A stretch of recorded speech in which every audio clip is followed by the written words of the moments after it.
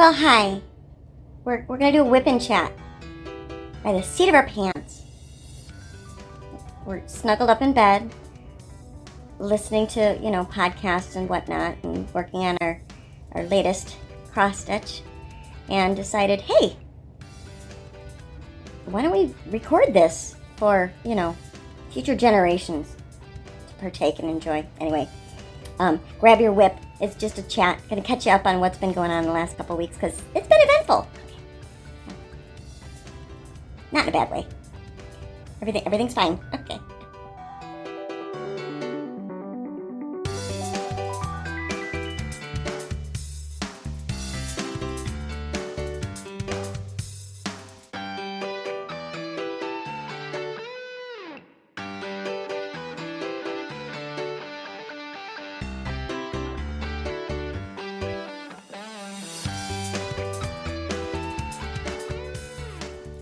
Well, hello everybody. It is Thursday, June 24th, and having a lazy afternoon.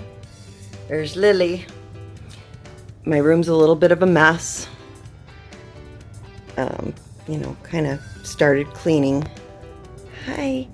And, got distracted by cross stitch. So what are we working on today? We're working still on the Mirabilia stitch along with the net. Still haven't done a video chat, maybe later on today, but I've been just doing some beading on it now, and I think while we talk I'm gonna finish up her hair and then start beading her, whatever that part is supposed to be, her top, I guess. I don't know, but lots of beads to put on. Loving it. And it's got all kinds of special flosses and whatever. So here's my I don't know the correct terminology. I'm no expert. I was sent these organizer little plastic things that you put on the floss spools, whatever.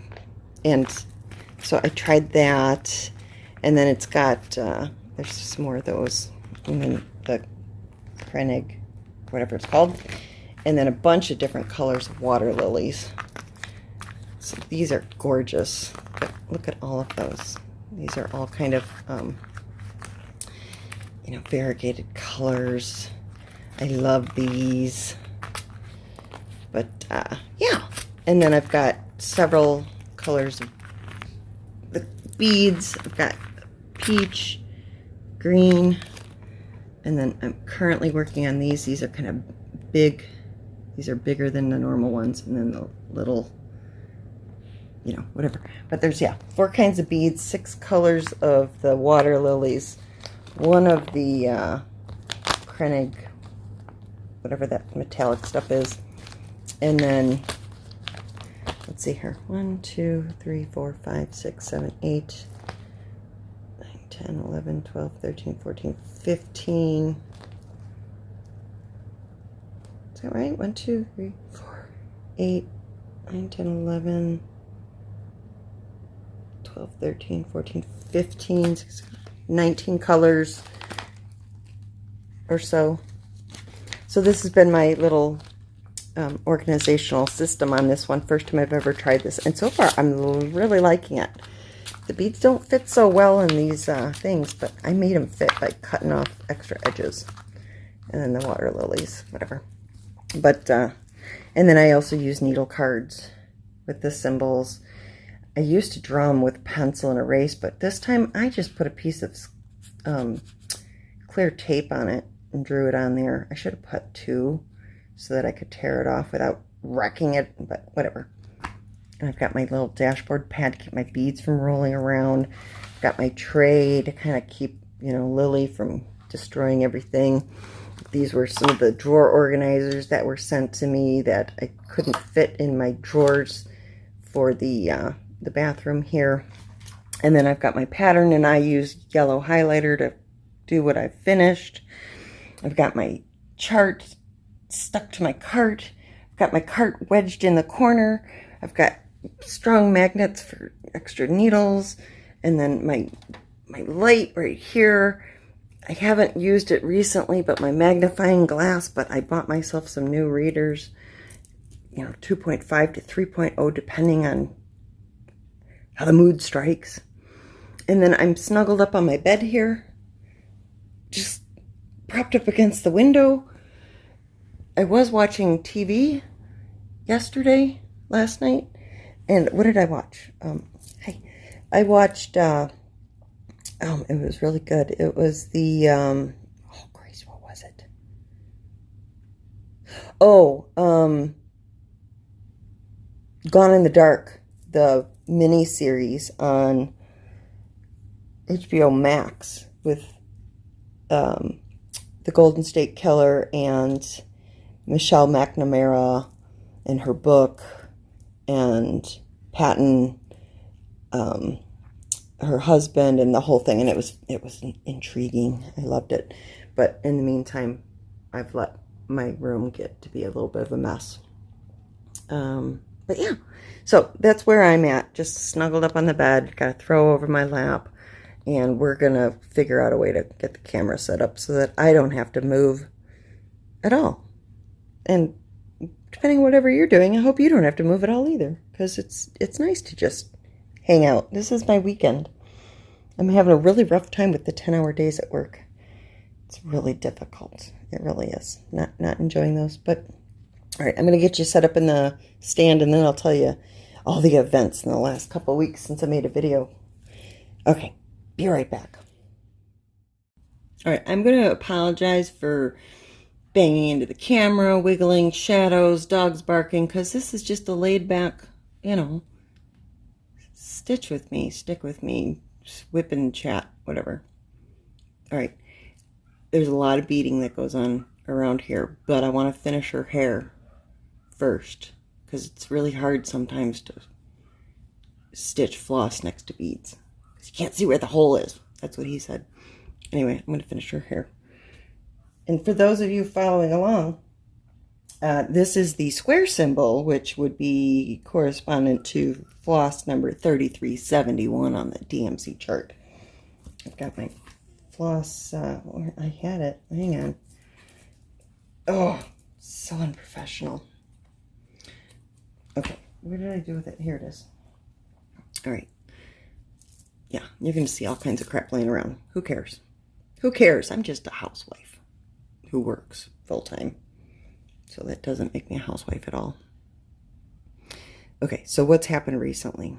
For those of you who've been around since the very beginning, all the trials and tribulations and the stresses and challenges of my life since moving to Florida, because that's pretty much when I started my channel, was when I moved to Florida. And for those of you who didn't, I'll just do a real quick refresher. So when we moved here, my husband decided he was going to start his own business, and he created a new machine that was encompassed all in a big trailer that he pulled around with his truck that included 6 different cleaning systems: pressure washing, power washing, soft washing, yada, yada, yada. And it took him like a year and a half to build the thing, and we were just about to launch his company, and we ran into an issue with a copyright infringement that we weren't aware of until we were ready to launch the website, and the business all fell apart because that image was all over everything, and we couldn't afford to purchase the image because it was like $50,000, so it all went to hell in a handbasket. And in running out of money because he was not bringing in an income in the amount of time that we had anticipated with our savings and all of that stuff, we ended up having to sell our house just in the nick of time of losing it to foreclosure, moved into an apartment, and we're still paying rent on the warehouse to store the trailer because he built it to fit our garage at the house, but it was too tall to fit in any kind of garage here at the apartment complex, so he was spending, I don't know, $400 a month to rent a warehouse to keep it in, yada, yada, yada, trying to sell it, blah, blah, blah, didn't know where to sell it, couldn't buy. Anyway, he finally sold the damn thing. Now, of course, he sold it for probably a third of what he spent building it, but regardless, he sold it. So that means we don't need to continue paying rent on the warehouse. That'll save us $400 a month, which means we can start paying down some of our debt. Wonderful. So I don't remember where exactly he posted the ad for it, but it was something, you know, probably similar to Facebook, probably some group that had to do with people in the industry. And he got lots of interest in it, hundreds of comments about, holy crap, that's the coolest thing I've ever seen, blah, blah, blah, blah, blah. He got phone calls and text messages from people all over the country. He had one guy from, I think, New Jersey offer him a little bit less than he was asking, but cash to hold it for him. And he'll be down to come get it in the weekend. And another guy flew in, like, within a couple of days from North Carolina and bought it for the price he was asking, I guess. Whatever. So, yay, it sold. Wonderful. Finally. You know, not what we spent on it, but it gets us out of a lot of other expenses. And he was never going to do the business after all of that. So, sells the thing, and they go to the bank, and the guy gets cashier's checks and, you know, pays him for it. And the guy rented a U-Haul truck to tow it back to North Carolina. But because of the safety features that Brian had put on the tongue of the trailer, it didn't fit the hitch for the U-Haul truck, so the guy had to buy an extender for it to extend the ball out further and then get the right size ball because the ball was the wrong size ball, all this stuff, yada, yada, yada, yada, yada. So after an entire day of futting around with getting the trailer hooked up to his U-Haul truck, he leaves to go home. And, I don't know, a couple hours go by or whatever, and Brian texts him or calls him, hey, how's it going? And the guy calls him back, and it's not going good. Why? What's wrong? Well, apparently what ended up happening was, let's see, where am I here? This is XX, and then that is that, so this is here. Yes, okay. So here's the story that I got. Who knows how far this is from actual events, but he's going down the interstate and a semi passes him, and a gust of wind or whatever, and the trailer starts to fishtail. So I don't know if I need to go into many details because we're still whatever, but so the guy says, yeah, so I sped up because that's what you do when your trailer starts to fishtail. I never heard of that. Never heard of it. But anyway, so the trailer starts fishtailing while he's talking on the phone to his wife, and he tries to speed up to stop the fishtailing, but it doesn't stop fishtailing, and instead it breaks free from the U-Haul truck and falls over on its side, skids across the highway into the ditch, and proceeds to roll over about 5 times. Thank goodness it didn't hit any other vehicles. The U-Haul truck itself did not flip. Nobody was hurt, but the trailer is totaled. Holy shit. He'd only been driving an hour. Now, immediately, you know, Brian's all worried that he's going to get sued. And I said, well, now again, I'm no lawyer, but he took it into the DMV after he built this thing, and the DMV manager, the branch manager, climbed all around this thing, under it, between it, looking at the way that it was constructed and everything. And his comment way back then, this was years ago, was, this is built better than any tractor trailer I've ever seen. It was incredibly sturdy, and he passed just fine, so he was able to get his tags. And Brian himself had used it on many jobs where he would drive on the interstate up to 70 miles an hour going places. Never had a problem. He had put anti-sway bars and all this other stuff on it and all this crap. I don't know, whatever. And the trailer had its own brake system and all this other stuff and whatever. So the guy lost the thing, like totaled it. It had those big gold wing doors that popped up like a DeLorean, and all that. And one of them got completely torn off of it, and everything's all cranked. Instead of it being a nice rectangle, it's more like a parallelogram. The whole thing's just kind of twisted. So it's totaled. So I don't know, I guess the guy first went out, he talked to a lawyer, and the lawyer was like, well, I think the hitch is the issue. You go after U-Haul for selling you the bad hitch. But it turns out Brian looked into it, and that trailer is like 11,000 pounds or something, and the hitch that he got was only rated for 3,500 pounds. The truck itself was only rated to pull, I don't even remember exactly, but way underweight for the trailer that this U-Haul truck was capable of towing. So that was underrated. The hitch was underrated. The extender was underrated. Everything was underrated for what the trailer actually weighed. So then the guy thought, well, I've got my business insurance for my equipment. Maybe it can be put on that. But he didn't call the insurance company and add the trailer to his policy before leaving. So they are looking into that and want me, because I work in insurance, to look at their policy. And I'm really apprehensive. I don't want to get involved in this. Plus, I'm no lawyer. So anyway.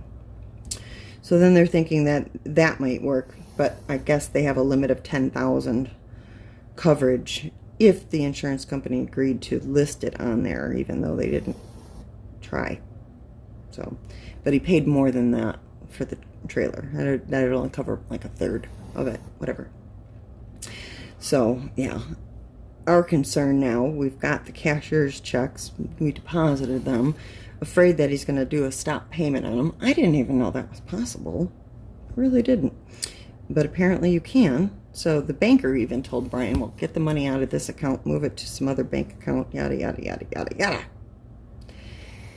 But, yeah, I'm really afraid that this guy's eventually going to come after us for some reason. But when I called my dad to wish him a happy Father's Day, he's like, you're fine. He doesn't have anything against you. If Brian got the thing registered with the Florida DMV, they determined it was roadworthy. You are fine.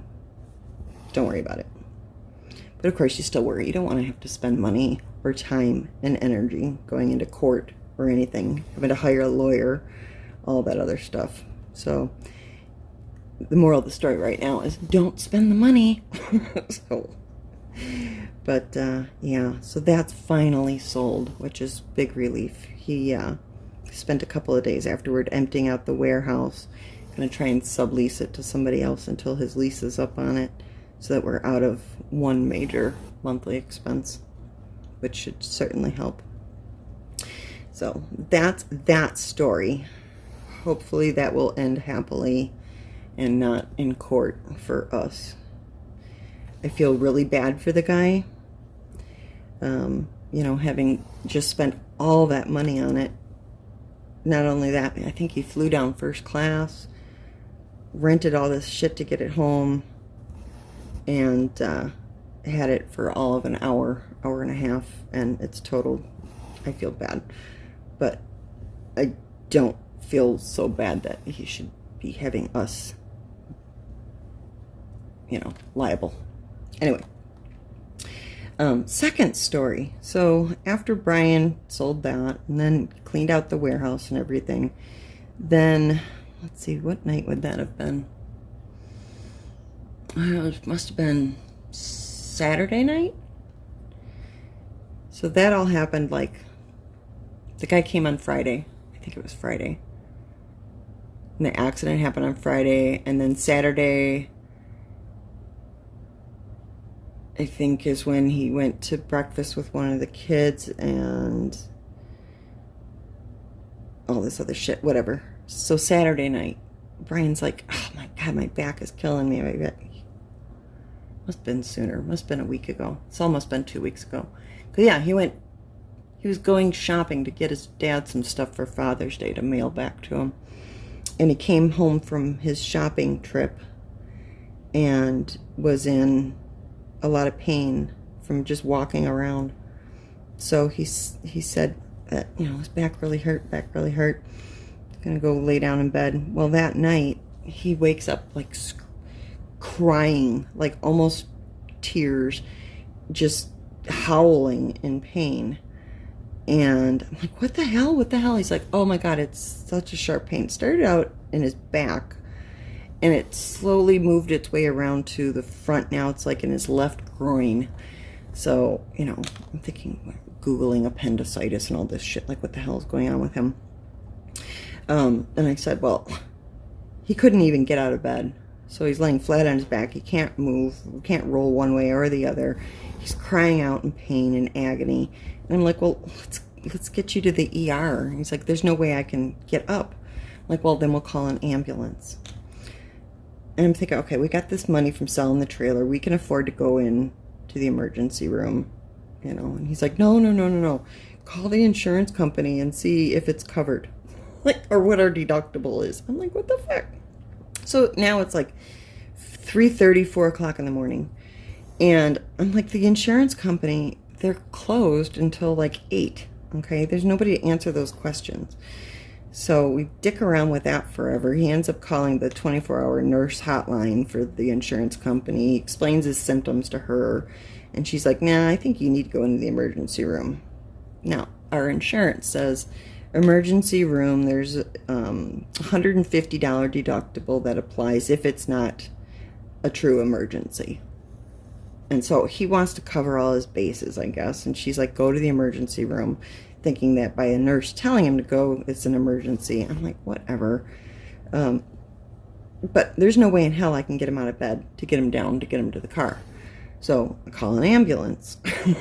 Okay, so the two guys from the ambulance, they finally show up. And in the meantime, while we're waiting, sorry, backing up a little bit, I'm all over the place. He's like, get me a fresh pair of underwear, a fresh pair of shorts, and a new shirt. He's in so much pain he can't move, but yet he wants to change his underwear, change his pants, change his shirt. He can't damn move. He wanted a comb, deodorant, cologne. Freaking wanted. He's so vain. Finally he settled on a baseball cap. Anyway, so they show up for the ambulance, and I guess he's thinking they're going to take him out on a gurney. But bedroom's on the 3rd floor, and they're like, no. We've got this little wheelchair thing that goes down the stairs. So they take some 20 minutes probably to get him into the chair because he's in so much pain trying to move at all.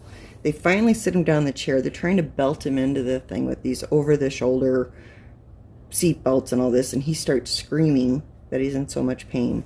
Let me out, let me out, let me out. I can't do it, I can't do it, I can't do it. And he gets back in the bed. And they're like, well, this is the only way of us doing it. Can't I lay down? No, we can't carry you down the stairs laying down. Well, I can't. Then you're going to have to walk. Okay, I'd rather walk. So then you've got the two guys from the ambulance, one on each side of him, and he's shuffling very, very, very slowly, kind of sideways, like moving his feet 4 inches at a time. Finally, they get him into the ambulance. Now it's daylight. It's been hours of just trying to get him out of the house. Get him down to the hospital. I said, well, do you want me to follow the ambulance to the ER, or do you want me to give him a head start and I'll come like in an hour? No, come with me.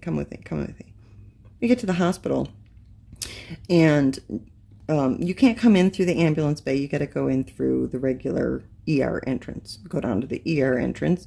You can't come in until we call you. Here's a, fill out this form and give us your phone number. We'll text you when you're able to come in and visit him. So I sit in my car for probably an hour and a half, and finally I give up and I drive home. And of course, the minute I get home, within 20 minutes, they call. You can come in and see your husband now. Oh, fantastic. Well, I'll come in a little while. I just got home. Probably a 20-minute drive from home, this hospital. No sooner did I get off the phone with them And then Brian's calling me, all gooped up on GOP. They put him on morphine. Hey, where are ya? You coming? Gosh, shit. Yeah, I'll be there in a little bit. So, yeah, that was fun. Am I doing this right? Let's see here. This one goes one more past there. Yeah, okay. So, yeah, go into the ER, and they're like, yeah, he's ready to be released. But then it takes forever just to find somebody to lead me into the ER of where he's at, because people kept dying left and right. You know, it's Tampa. So every time they're ready to take me back there, oh, the hallway's blocked. We've got another event, you know, sirens going off and all this shit. Well, finally I get in there, and then it's another forever and a half until he can actually leave, because events keep happening and they're all being pulled in this direction and that to go try and save somebody else from dying so that they can release him. Now it's time to leave and get him to the car. But you've got this, you know, football field length hallway to get him down. His morphine isn't doing, you know, it's either worn off or it's not helping enough that he can walk. He can't sit in a wheelchair because he can't sit because it still hurts. So, yeah, they toddle him along for, I don't know, maybe 20 yards, and finally he lays down on one of those beds that's lining the hallway because he just can't do it. So I got to go get the car, and they wheel him outside on a bed, and then get him in the car, and he's laying in the back seat and all this shit. I got to get him back up into the house, all this stuff. Go back out, get prescriptions, this and that, and all this shit, and finally get him settled. But it turns out it wasn't anything other than muscle spasms. Well, okay. Well, you need to go see a specialist to figure out what's going on, because this is way, way, way more severe than normal, you know, muscle spasms or dehydration causing cramping or whatever. So he goes into the pain clinic, I guess yesterday. And they said that probably from when he was a teenager and he broke his hip or pelvis, he broke his pelvis, that one of his legs is several millimeters or centimeter shorter than the other one, which puts a strain on one of the muscles in his groin versus the other one. And over time, there becomes a buildup. I don't know if it's like toxins or what in the muscle that's overworked to compensate for the shorter leg, and that's basically what's causing it, is that all these years, the last 40 years of him having one leg shorter than the other one. So he has to do these exercises, and they're going to send him to somewhere else for like a full body scan to get exactly the height that he needs for his insert in his shoe so that he can walk straight. And they said that this will probably alleviate a lot of the pain that he's been dealing with his entire life in his pelvis. In that, you know, if he rides in the car for more than 45 minutes, his hips and pelvis and everything start to ache and hurt and all that. And they think that this might get rid of all of that stuff for him. So that's good, I guess. But yeah, that was our eventful 2 weeks, was selling the trailer, having the trailer wrecked, and then him ending up in the ER, and the Benny Hill comedy of the paramedics trying to get him out of the house and into the ambulance, and then me trying to get him back into the house. Well, so that was all like Saturday, and then Sunday last weekend, I guess, he was feeling better. So he decided to work on another one of his little projects, and he needed some parts, and I was working, so he hobbled his way down the stairs to go to Home Depot. Oh, he broke the handrail in the stairway off, so they had to come and fix that. But he managed to get his ass all the way into the truck, drive himself to Home Depot, coaxed them into bringing this stuff out to his truck to show him the choices, which one he wanted, handed him the card. They went in, rang it up, brought it back out. So he got curbside service. Oh, and Sunday night then, now he's in pain again from having gone to Home Depot and overexerted himself. So he's hungry, but I'm working till 10:30 now, so I don't have time to feed him.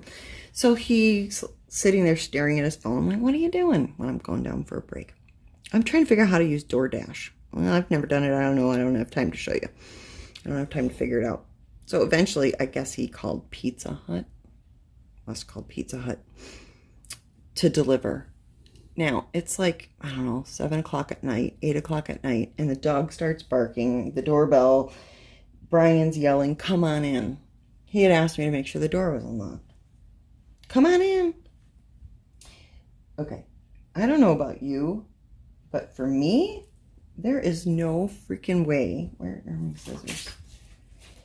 Come on in, come on in. I'm up here, I'm up here. He convinced the delivery guy to come into our house, up the stairs, into the living room, and actually deliver the pizza to the fucking couch.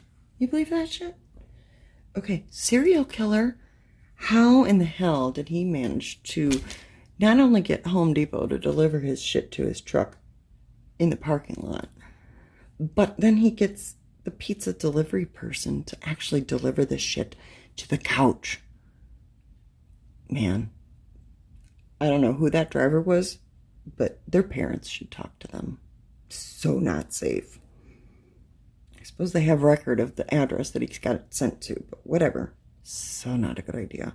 But yeah, apparently he's pretty coercive. I think I'm done with that color. All right. So that is the longer story of everything.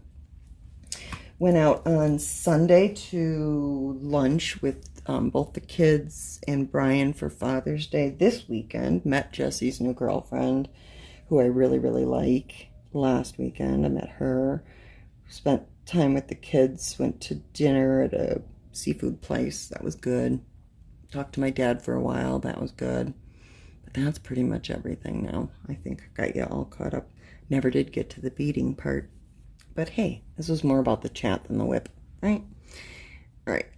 I need to stretch my legs because I'm sitting here Indian style and I'm almost 50 years old and I'm in some pain now. But that's how far we got. We got our little bit of hair done. So this is going very quickly. I love mirabilias with all the fancy threads and the beads and everything. So I will, I'll work on this a little bit more. And I hope you're all having a good week. And I'll throw in a clip at the end to see how far I got before I loaded up the video. But love you all. Miss you. I do. I miss you guys. I don't know. Still in that rut where I don't feel like doing videos because I don't feel like I have anything to talk about. This time I did, and I talked a million miles an hour. So you can just slow this down to like 75% and make it like 45-minute video instead of a half an hour. Alright, anyway, love you guys. And see you in the next one. Bye. Talk about gooped up on GOP. Man, what is she on? Starting to wonder. Might be a little bipolar, manic, depressive. She goes from 0 to 60 and back. Oh, look, it's Lily. Okay. Anyway, I